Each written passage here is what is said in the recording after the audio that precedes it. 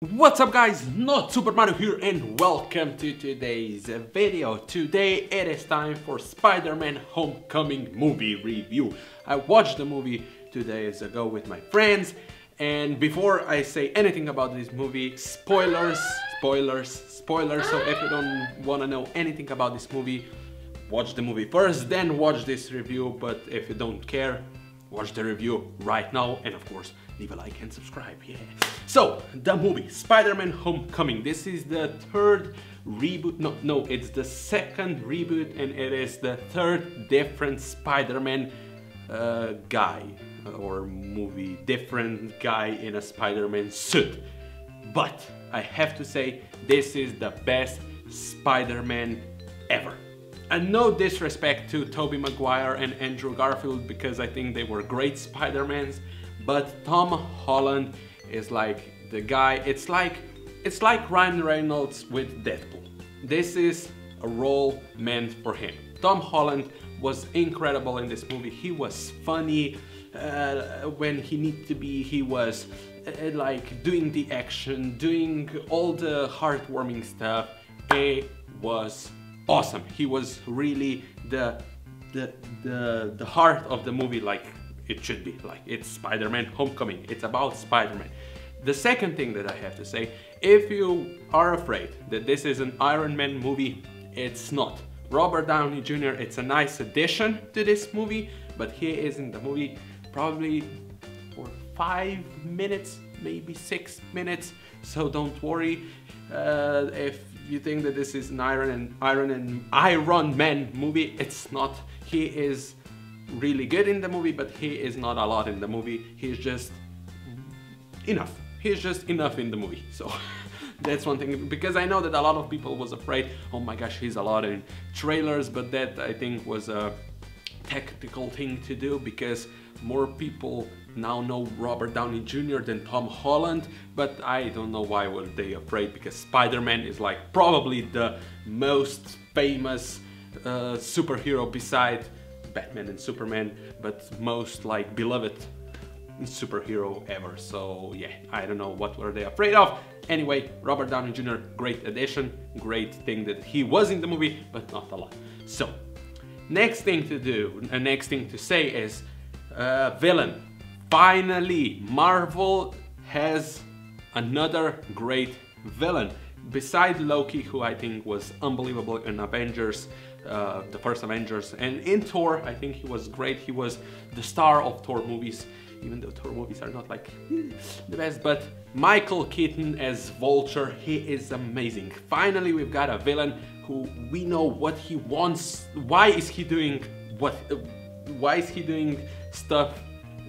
Because why is he doing the stuff that he is doing in the movie? Oh my gosh, that was a discombobulated phrase. So I get why was he doing what was he doing, and the motivation is clear. I get it, and that's what I wanted from the character, from the villain. He was scary, he was intimidating, he was on other side kind of a nice character, and then not nice when he was beating up Spider-Man. So great villain. Vulture, like amazing, and the look of a Vulture, like his suit was unbelievable. Michael Keaton's performance, amazing. Next thing, small parts, like actors that had small parts were amazing. Zendaya, great. Happy Hogan, the guy Jon Favreau who plays Happy, amazing. Then Tony Revolori who plays Flash Thompson, amazing. Ned, played by, oh my gosh, what is his name? Well, the best friend, the Spider-Man's Peter Parker's best friend in this movie, he was amazing, like funny as hell, unbelievable. Anybody else? Aunt May, even though she was only for, again, maybe 5-10 minutes, and she was great. Anybody else to mention?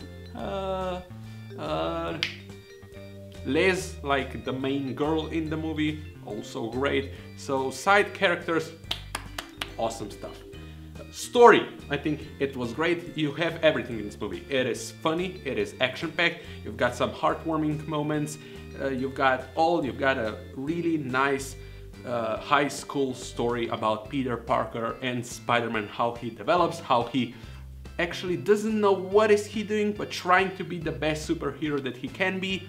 So yeah, I think like it was almost perfect. Almost perfect. It's so good that you have to nitpick some stuff out of the movie to just like, okay, but some stuff are not so great. So the flaws, if I have to address the flaws.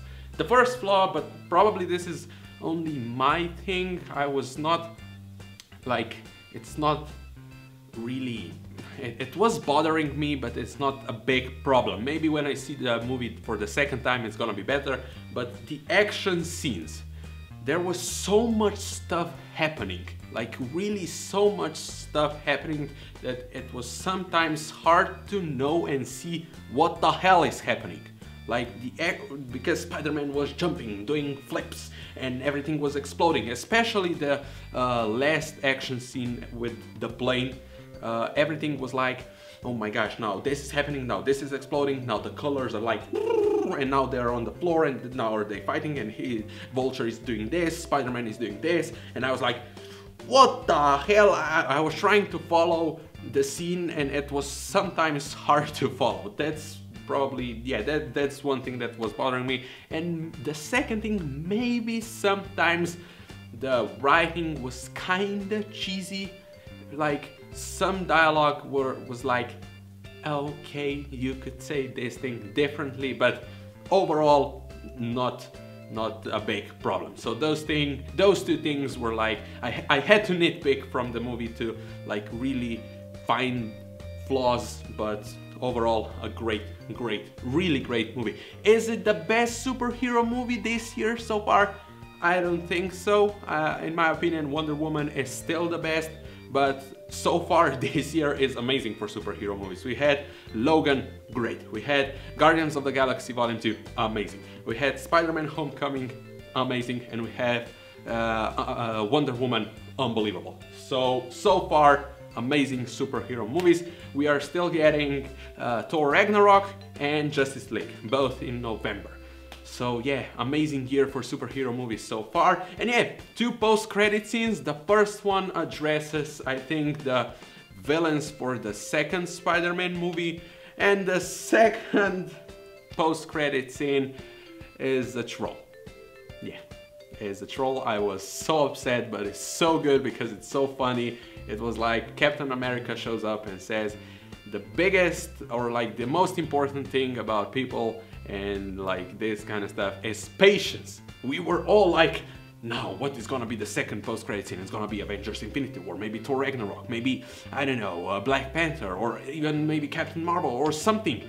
No, it was Captain America saying, wait, just wait, you're not gonna be disappointed when you see the other stuff, but now you're not getting anything. I was so upset at first, but then when I realized it was so funny and nice thing to do, so wait up for the credits to roll, because yeah, there's one more post-credit scene at the end and you're gonna see it. And yeah, this was my discombobulated review of Spider-Man Homecoming. Like always, my reviews are always all over the place. I hope that you get the point. Like, really good movie, really good movie. You really have to nitpick some stuff to see the flaws, but overall amazing, the best Spider-Man so far.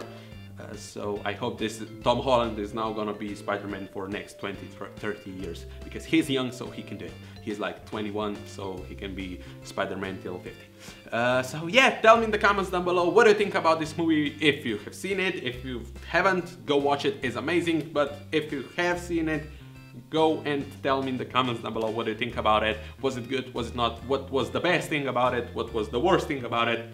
And that's pretty much it that you have to do. And of course, leave a like, hit that subscribe button, and share this video all over the place. And I see you next time. Bye!